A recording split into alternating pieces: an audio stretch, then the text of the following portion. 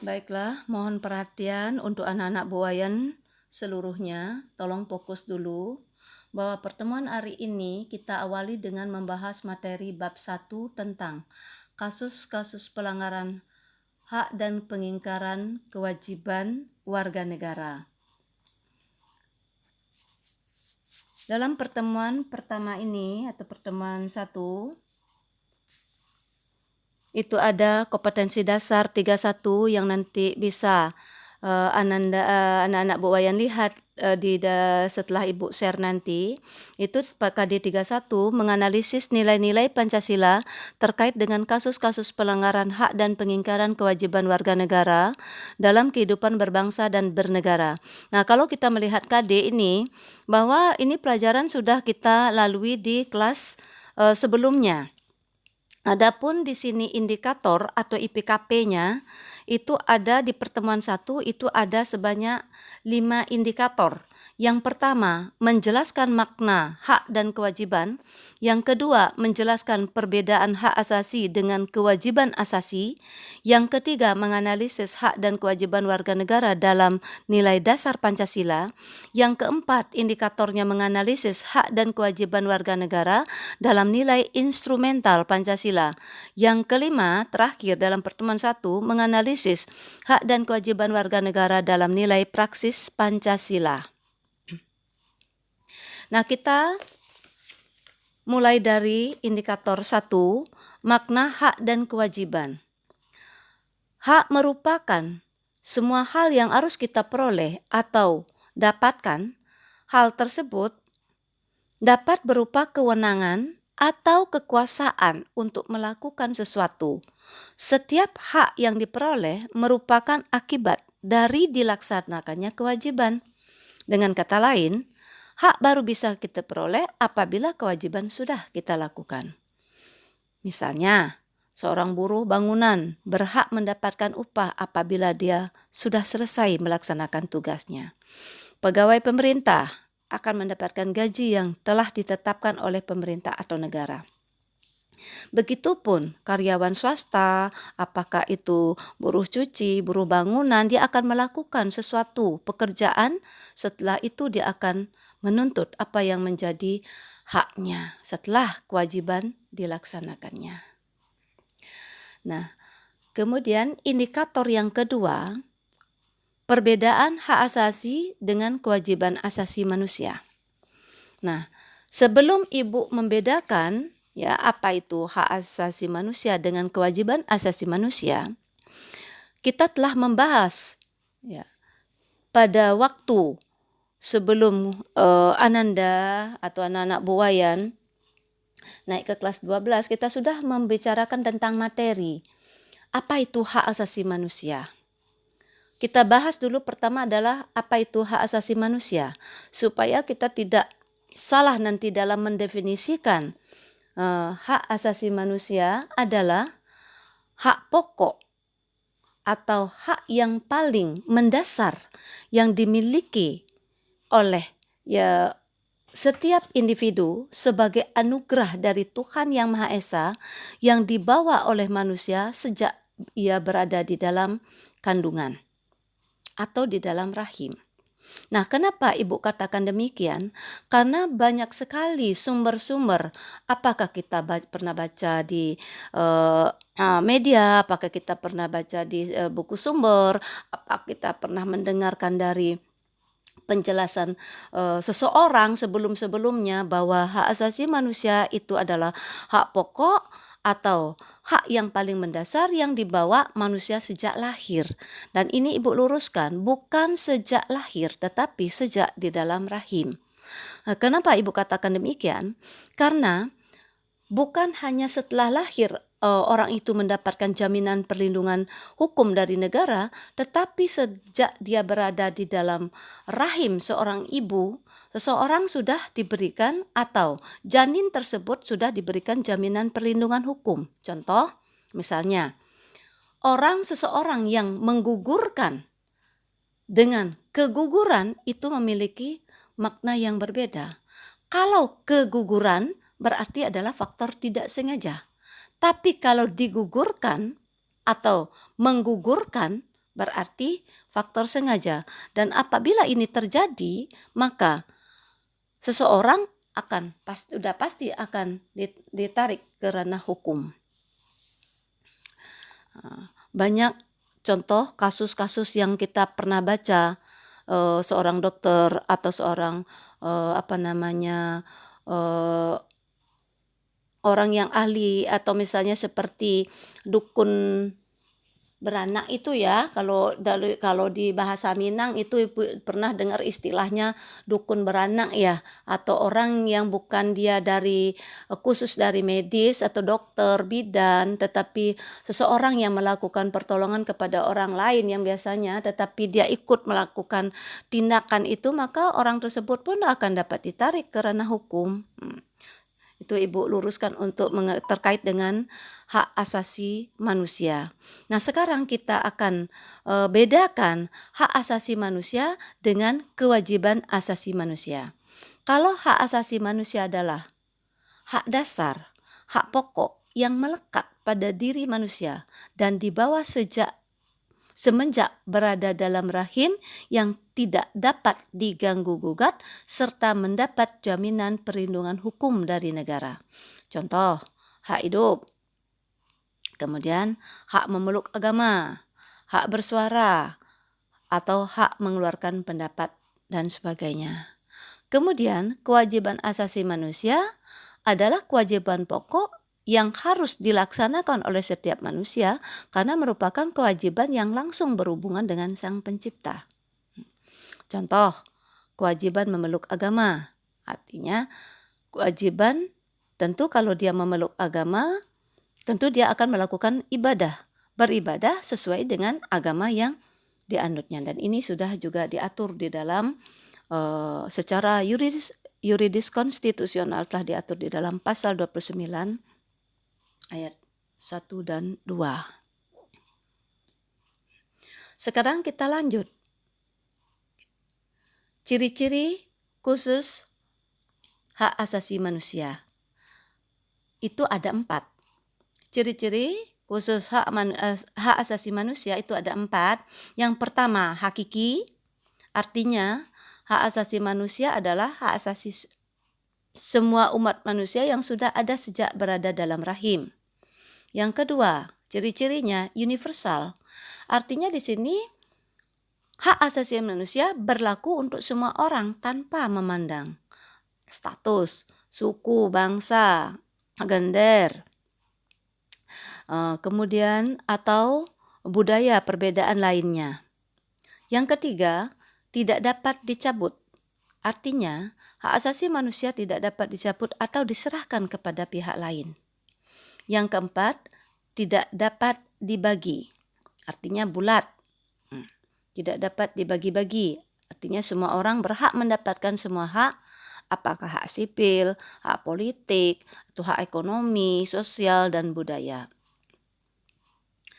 Sekarang kita melihat substansi hak dan kewajiban warga negara dalam Pancasila. Setiap negara wajib menegakkan hak asasi manusia, akan tetapi karakteristik penegakan hak asasi manusia itu berbeda-beda antara satu negara dengan negara lainnya.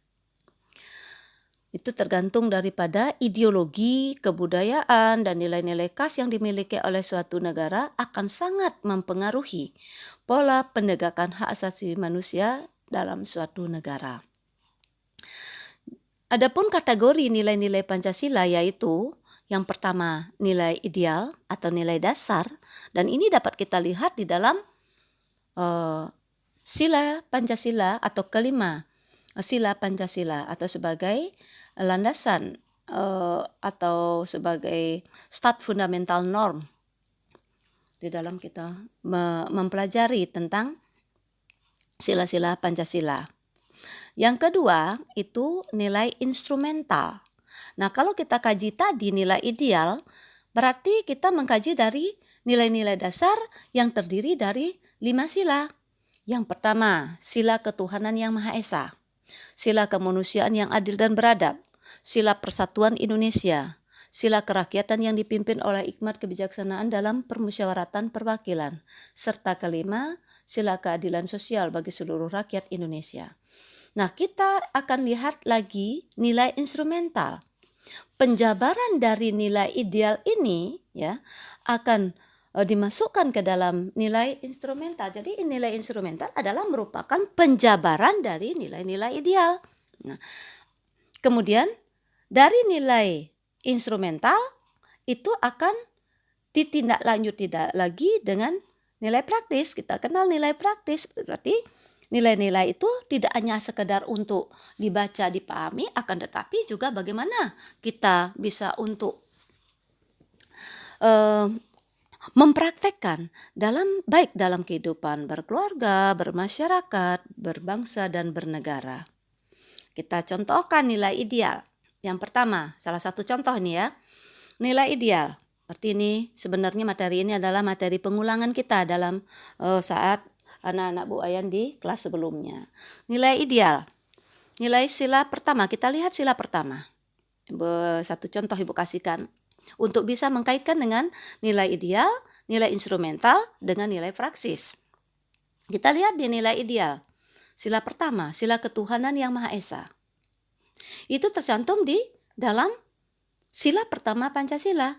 Kemudian di mana nilai instrumental itu adalah merupakan penjabaran dari nilai ideal, kita bisa dilihat di nilai instrumental itu di dalam undang-undang atau secara yuridis konstitusional. Nilai ideal dimasukkan secara yuridis konstitusional itu di dalam Undang-Undang Dasar NRI atau Negara Republik Indonesia tahun 1945. Nilai sila ketuhanan yang Maha Esa, kalau kita lihat, kita kaitkan dengan Undang-Undang Dasar, itu terdapat di dalam sila pertama. Terdapat di dalam, di pasal 29 ayat 1. Negara Indonesia berdasarkan atas ketuhanan yang Maha Esa. Berarti ya, masyarakat Indonesia atau warga negara Indonesia adalah suatu warga negara atau negara Indonesia merupakan suatu negara yang meyakini yang warga negaranya meyakini adanya Tuhan yang Maha Esa. Kalau kita lihat bahwa adanya Tuhan yang Maha Esa artinya sesuatu yang bersifat gaib. Sesuatu tidak akan bergerak apabila tidak digerakkan. Contoh terjadi siang dan malam. Itu keyakinan akan adanya Tuhan yang Maha Esa dapat kita lihat di sila pertama. Dan secara instrumentalnya dapat kita lihat di pasal 29 ayat 1. Negara Indonesia berdasarkan atas ketuhanan yang Maha Esa seperti yang Ibu sebutkan tadi. Kemudian di pasal 29 ayat 2 masih ada kaitannya, itu negara menjamin kemerdekaan tiap-tiap penduduk untuk memeluk agamanya masing-masing dan untuk beribadat sesuai dengan agama dan kepercayaannya itu. Artinya apa di sini? Bahwa secara yuridis konstitusional atau secara hukum, setiap warga negara itu dilindungi dalam artinya setiap warga negara memiliki hak untuk memeluk agama sesuai dengan keyakinannya. Dan siapapun tidak bisa untuk mencegah, melarang atau memaksa ya, karena hal dalam memeluk agama adalah sesuatu yang dilindungi oleh negara. Negara memberikan jaminan perlindungan hukum. Kemudian kita lihat, kita kaitkan dengan nilai praksis. Berarti dalam tindak lanjut atau secara prakteknya, kita lihat bahwa nilai ketuhanan yang Maha Esa dengan salah satu agama yang dianutnya itu setiap warga negara berhak untuk memeluk agama sesuai dengan keyakinannya. Kemudian menjalankan keyakinan itu dengan sungguh-sungguh tanpa harus melakukan pencelaan kepada orang yang berbeda keyakinan dengan kita. Itu salah satu hak yang dapat kita contohkan dari nilai ideal, nilai instrumental, dan nilai praktiknya. Jangankan orang tua, jangankan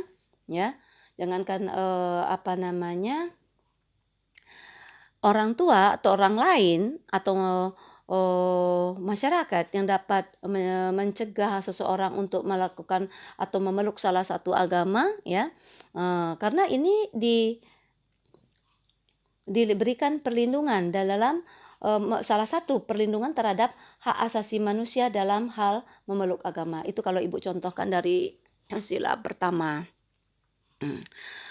Untuk sila kedua, sila ke 3, 4, dan 5 itu nanti mungkin bisa Ibu tugaskan nanti mencari contoh-contoh yang lainnya. Yang ketiga yaitu indikator yang ketiga, hak dan kewajiban warga negara dalam nilai dasar Pancasila. Sila ketuhanan yang Maha Esa menjamin hak warga negara untuk bebas memeluk agama sesuai dengan kepercayaan serta melaksanakan ibadah sesuai dengan ajaran agamanya masing-masing.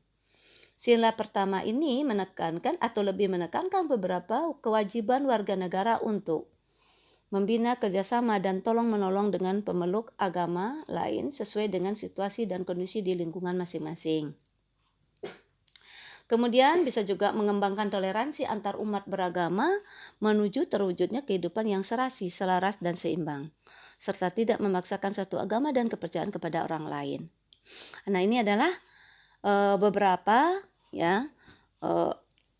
cerminan dari sila pertama yang menekankan beberapa kewajiban warga negara. Kemudian sila kemanusiaan yang adil dan beradab menempatkan hak setiap warga negara pada kedudukan yang sama dalam hukum serta memiliki hak-hak yang sama untuk mendapatkan jaminan dan perlindungan hukum. Dan ini mungkin kalau kita lihat secara yuridis konstitusional itu dapat kita lihat di dalam pasal 26. Jadi kita bicara lebih lanjut tentang pasal 26. Adapun kewajiban warga negara yang tersirat dalam sila kedua ini, diantaranya kewajiban untuk memperlakukan orang, salah satunya memperlakukan orang lain sesuai dengan harkat dan martabatnya sebagai makhluk ciptaan Tuhan yang Maha Esa. Kemudian, selanjutnya bisa juga mengakui persamaan derajat, hak dan kewajiban setiap manusia tanpa membeda-bedakan suku, keturunan, agama, jenis kelamin, dan sebagainya. Mengembangkan sikap saling mencintai sesama manusia, tenggang rasa dan tidak semena-mena kepada orang lain, serta melakukan berbagai kegiatan kemanusiaan. Selanjutnya sila ketiga yaitu sila Persatuan Indonesia. Menjamin hak-hak setiap warga negara dalam keberagaman yang terjadi kepada masyarakat Indonesia, mengembangkan budaya daerah untuk memperkaya budaya nasional. Sila ketiga ini mengamanatkan kewajiban setiap warga negara untuk menempatkan kepentingan bangsa dan negara di atas kepentingan pribadi atau golongan. 2. Sanggup dan rela berkorban untuk kepentingan bangsa dan negara. 3. Mencintai tanah air dan bangsa Indonesia. 4. Mengembangkan persatuan Indonesia atas dasar Bhinneka Tunggal Ika, serta memajukan pergaulan demi persatuan dan kesatuan bangsa. Kemudian sila kerakyatan yang dipimpin oleh hikmat kebijaksanaan dalam permusyawaratan perwakilan. Itu dalam sila keempat dicerminkan dalam kehidupan pemerintahan bernegara bermasyarakat yang demokratis. Sila keempat menjamin partisipasi politik warga negara yang diwujudkan dalam bentuk kebebasan berpendapat dan berorganisasi serta hak berpartisipasi dalam pemilihan umum. Sila keempat mengamanatkan setiap warga negara untuk mengutamakan musyawarah mufakat dalam setiap pengambilan keputusan. Kalau kita tinjau dari segi budaya alam Minangkabaunya itu dikenal dengan istilah kalau kita integrasikan dengan BAM bule ayah dek pambuluh bule kato dek mupakai. Artinya disinilah mencerminkan suatu sistem demokrasi dengan mengutamakan musyawarah mufakat dalam setiap pengambilan keputusan. Dan apabila mungkin musyawarah mufakat itu mengalami jalan buntu atau tidak dapat atau dalam jangka waktu yang lama baru membutuhkan waktu yang lama untuk memutuskan sesuatu, maka ada juga voting ya, pengambilan suara terbanyak itu juga merupakan suatu hal yang legal. Kenapa? Karena itu dituangkan secara yuridis konstitusional di pasal 20 atau di Undang-Undang Dasar itu di pasal 37. Tidak memaksakan kehendak kepada orang lain, memberikan kepercayaan kepada wakil-wakil rakyat yang telah terpilih untuk melaksanakan musyawarah dan menjalankan tugas secara baik. Kemudian terakhir yaitu sila keadilan sosial bagi seluruh rakyat Indonesia. Mengakui hak milik perorangan dan dilindungi pemanfaatannya oleh negara serta memberi kesempatan sebesar-besarnya kepada masyarakat. Nah, di dalam sila kelima mengamanatkan setiap warga negara untuk mengembangkan sikap gotong royong dan kekeluargaan dengan masyarakat di lingkungan sekitarnya. Tidak melakukan perbuatan yang merugikan kepentingan umum, serta juga suka bekerja keras. Hak dan kewajiban warga negara dalam nilai instrumental Pancasila. Nilai instrumental pada dasarnya merupakan penjabaran dari nilai-nilai dasar yang terkandung dalam Pancasila.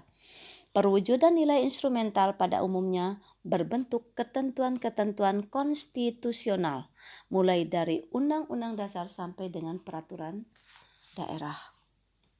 Beberapa jenis hak dan kewajiban yang diatur dalam Undang-Undang Dasar Negara Republik Indonesia tahun 1945.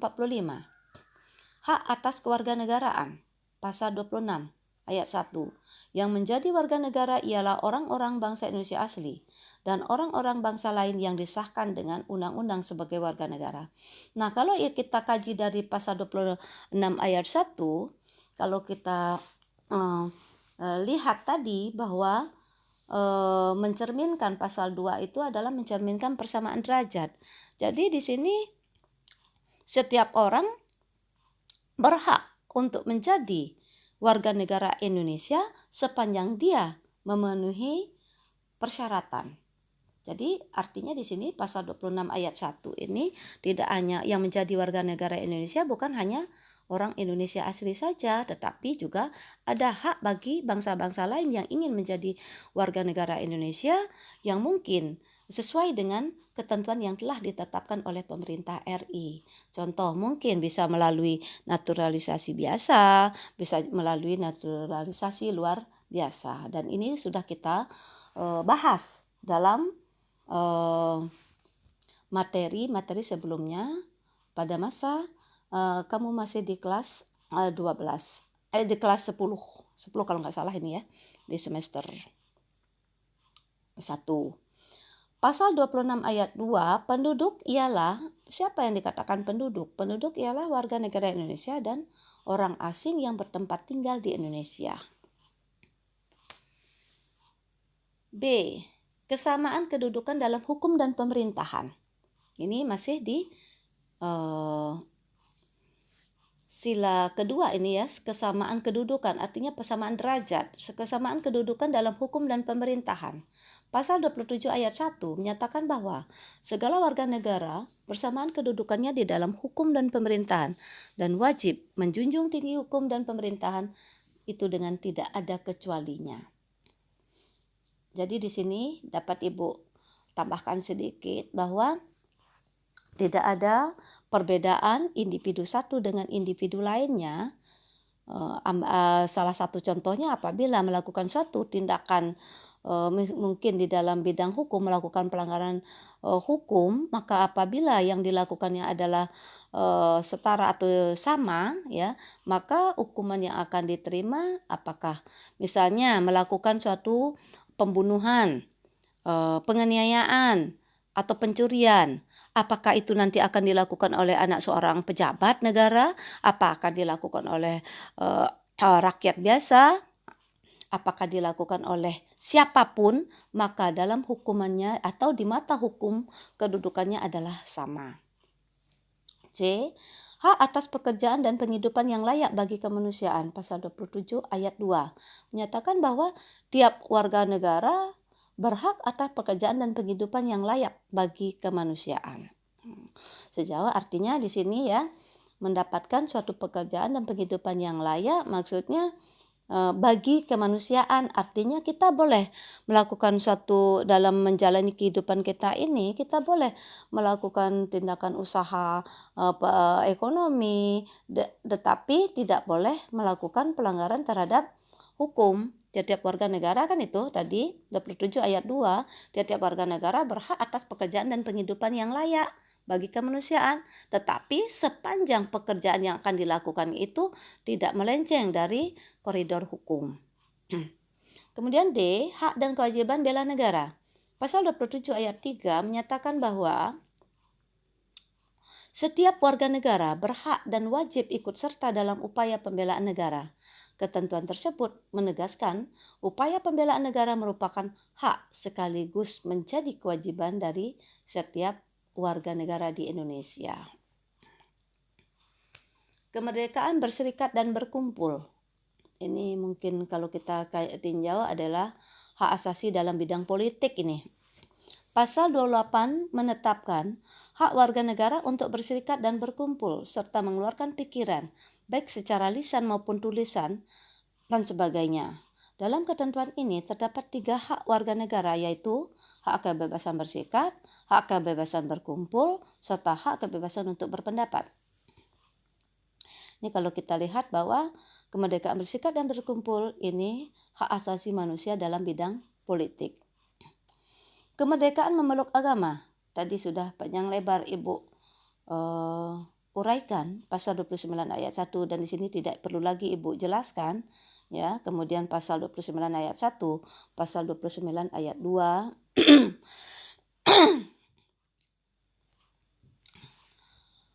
Oke, kita lanjut pertahanan dan keamanan. Pertahanan dan keamanan negara dalam Undang-Undang Dasar NRI tahun 1945 dinyatakan dalam bentuk hak dan kewajiban yang dirumuskan dalam pasal 30 ayat 1 dan 2. Ketentuan tersebut menyatakan hak dan kewajiban warga negara untuk ikut serta dalam usaha pertahanan dan keamanan negara. Kemudian selanjutnya hak mendapatkan pendidikan. Salah satu tujuan NKRI tercermin dalam alinea keempat pembukaan Undang-Undang Dasar NRI tahun 1945 yaitu berkewajiban mencerdaskan kehidupan bangsa. Pasal 31. Kalau kita lihat ini ya tujuan nasional itu ada 4 ya. Dan ini kita juga sudah bahas sebelumnya pasal tujuan nasional mencerdaskan kehidupan bangsa yang bukan hanya sekedar mencerdaskan kehidupan bangsa ya, tetapi juga melindungi segenap bangsa Indonesia dan seluruh tumpah darah Indonesia. Yang kedua itu memajukan kesejahteraan umum. Ketiga, mencerdaskan kehidupan bangsa. Yang keempat, ikut melaksanakan ketertiban dunia yang berdasarkan kemerdekaan, perdamaian abadi dan keadilan sosial. Itu tujuan NKRI. Kemudian pasal 31 ayat 1 menetapkan bahwa setiap warga negara berhak mendapatkan pendidikan. Pasal 31 ayat 2 ditegaskan bahwa setiap warga negara wajib mengikuti pendidikan dasar dan pemerintah wajib membiayainya. Pasal 31 ayat 3 mewajibkan pemerintah mengusahakan dan menyelenggarakan satu sistem pendidikan nasional yang meningkatkan keimanan dan ketakwaan serta akhlak mulia dalam rangka mencerdaskan kehidupan bangsa. Kebudayaan nasional Indonesia. Pasal 32 ayat 1 menetapkan bahwa negara memajukan kebudayaan nasional Indonesia di tengah peradaban dunia dengan menjamin kebebasan masyarakat dalam memelihara dan mengembangkan nilai-nilai budayanya. Pasal 32 ayat 2 disebutkan negara menghormati dan memelihara bahasa daerah sebagai kekayaan budaya nasional. Perekonomian nasional. Pasal 33 UUD NRI tahun 1945 mengatur tentang perekonomian nasional. Pada pasal 33 terdiri atas 5 ayat yaitu 1. Perekonomian disusun sebagai usaha bersama berdasarkan atas asas kekeluargaan. 2. Ayat 2, cabang-cabang produksi yang penting bagi negara dan yang menguasai hajat hidup orang banyak dikuasai oleh negara. Ayat 3, bumi dan air dan kekayaan alam yang terkandung di dalamnya dikuasai oleh negara dan dipergunakan untuk sebesar-besarnya kemakmuran rakyat. 4. Ayat 4, perekonomian nasional diselenggarakan berdasar atas demokrasi ekonomi dengan prinsip kebersamaan, efisiensi, berkeadilan, berkelanjutan, berwawasan lingkungan, kemandirian, serta dengan menjaga keseimbangan kemajuan dan kesatuan ekonomi nasional. Ayat 5-nya, ketentuan lebih lanjut mengenai pelaksanaan pasal diatur di dalam undang-undang. Kesejahteraan sosial. Masalah kesejahteraan sosial dalam Undang-Undang Dasar Republik Indonesia tahun 1945 diatur dalam pasal 34. Pasal ini terdiri atas 4 ayat, yaitu sebagai berikut. 1. Fakir, miskin, dan anak-anak terlantar dipelihara oleh negara. 2. Ayat 2. Negara mengembangkan sistem jaminan sosial bagi seluruh rakyat dan memberdayakan masyarakat yang lemah dan tidak mampu sesuai dengan martabat kemanusiaan. 3. Ayat 3. Negara bertanggung jawab atas penyediaan fasilitas pelayanan kesehatan dan fasilitas pelayanan umum yang layak. Ayat 4, ketentuan lebih lanjut mengenai pelaksanaan pasal ini diatur dengan undang-undang. Kemudian kita masuk kepada indikator pencapaian kompetensi pengetahuan yang kelima, hak dan kewajiban warga negara dalam nilai praksis sila-sila Pancasila. Nilai praksis pada hakikatnya merupakan perwujudan dari nilai-nilai instrumental. Dengan kata lain, nilai praksis merupakan realisasi dari ketentuan-ketentuan yang termuat dalam peraturan perundang-undangan yang terwujud dalam sikap dan tindakan sehari-hari. Sila Pancasila. Kemudian, nanti bagaimana pula sikap positif yang ditunjukkan. Sila ketuhanan yang Maha Esa, ya Ibu sampaikan satu poin saja masing-masing sila. Sila ketuhanan yang Maha Esa. Sikap positif apa yang dapat ditunjukkan? Salah satunya adalah hormat menghormati dan bekerja sama antar umat beragama sehingga terbina kerukunan hidup. Kemudian sila kedua, sila kemanusiaan yang adil dan beradab. Salah satu sikap positif yang dapat ditunjukkan. Salah satunya ya mengakui persamaan derajat, hak dan kewajiban antar sesama manusia.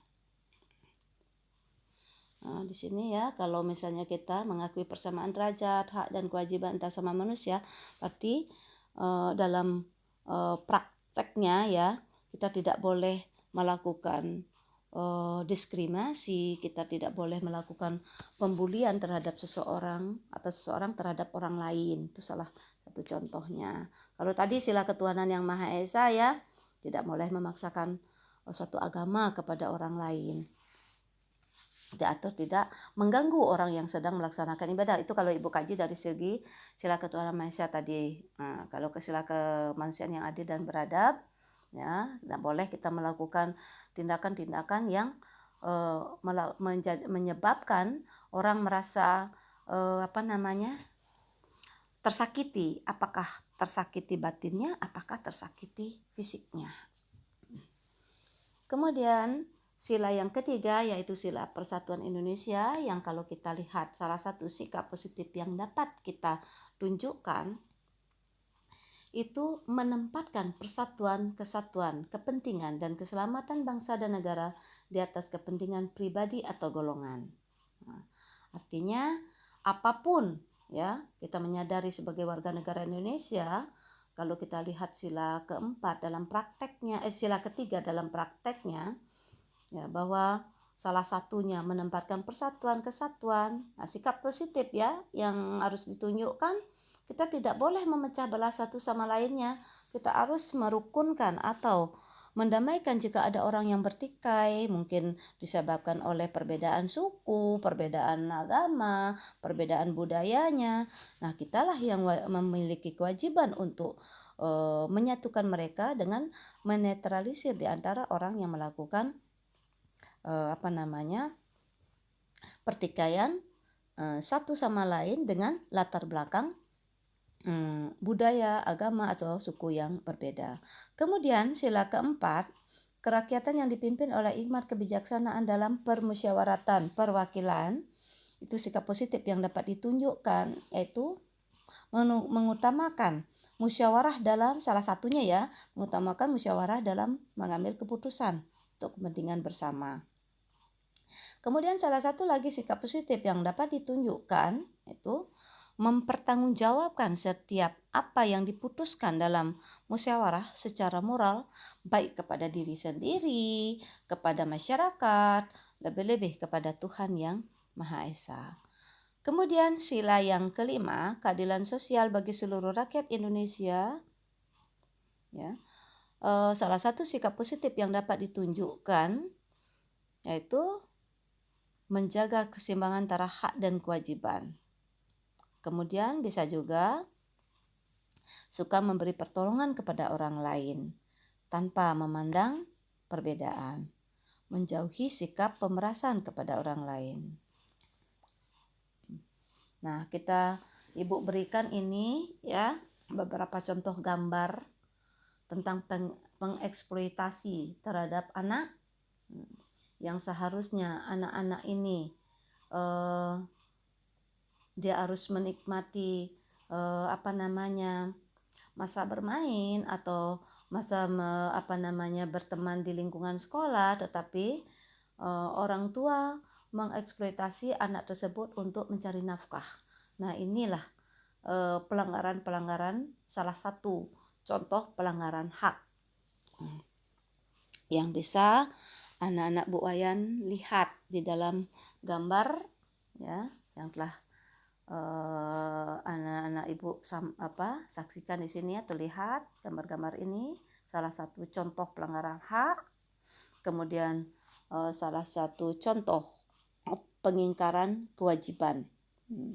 Pengingkaran kewajiban di sini ya seperti yang dilihat di gambar, harusnya kita menjaga fasilitas umum, tetapi ini ada beberapa orang yang menyimpang dari norma-norma yang harusnya kita menjadikan tolak ukur di dalam menciptakan suatu keserasian dalam kehidupan bermasyarakat dan bernegara ya. Namun kita lihat contoh gambarnya, dia merusak fasilitas umum. Kemudian juga ya ini kita lihat gambar ya seorang warga negara yang melanggar hukum, mungkin ini nampaknya mungkin tidak diperiksa masalah kelengkapan kendaraan yang dibawanya, apa mungkin SIM, apakah mungkin STNK, apakah mungkin aksesoris yang sesuai dengan standar yang telah ditentukan oleh pemerintah. Jadi kesimpulannya di sini dapat kita tarik kesimpulan. Jadi setiap individu memiliki hak dan kewajiban yang sama dalam kehidupan bermasyarakat, berbangsa dan bernegara.